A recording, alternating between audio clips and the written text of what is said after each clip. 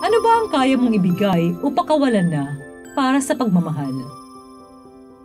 Mapagpalang araw ng Lunes Santo, kapanalig, dakilain natin ang Diyos sa walang hanggang pagmamahal niya sa bawat isa sa atin. Hindi niya pinagkait na mag-alay ng buhay ang bugtong na anak, alang-alang sa ating kaligtasan. Ito po ay Sister Lines ng Daughters of St. Paul.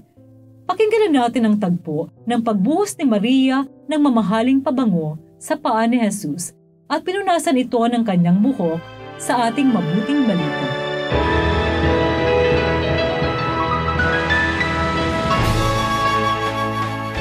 Anim na araw bago magpaskwa, pumunta si Jesus sa Betania na kinaroroonan ni Lazaro na pinabangon ni Jesus mula sa mga patay. Kaya naghanda sila roon ng hapunan para sa kanya. Naglilingkod si Marta at si Lazaro naman ay isa sa mga kasalo ni Jesus. Kinuha ni Maria ang isang libra ng mamahaling pabangong mula sa tunay na nardo at pinahiran niya ang mga paa ni Jesus at pinunasan ng kanyang buhok ang mga paa nito. Napuno ng halimbuyak ng pabango ang pamamahay. Sinabi ni Judas Iscariote na isa sa kanyang mga alagad na siyang nagkanuno sa kanya ay, "Ano ito?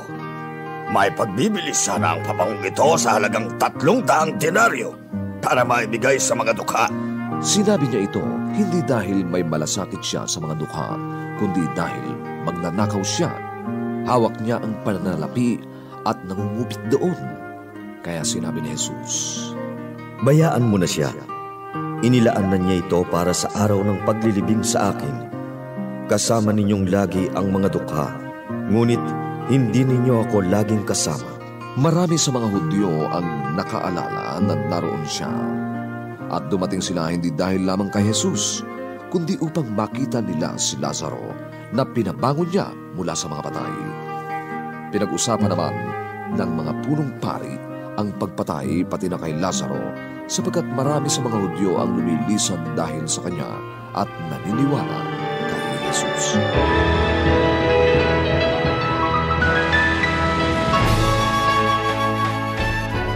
Ano ba ang kaya natin ibigay o pakawalan na o i-let go para sa pagmamahal? Nung nagbigay ng opinion si Judas sa ginawa ni Maria, ipinakita niya ang klase ng pag-iisip at pagkatao niya.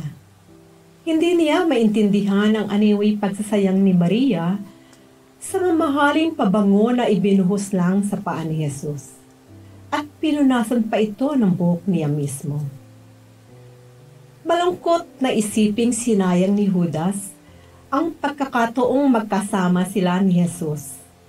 At dahil napuno siya ng pagkaganit at kasamaan, hindi niya na maintindihan ang mga dapat mangyari para matupad ni Jesus ang kanyang misyon.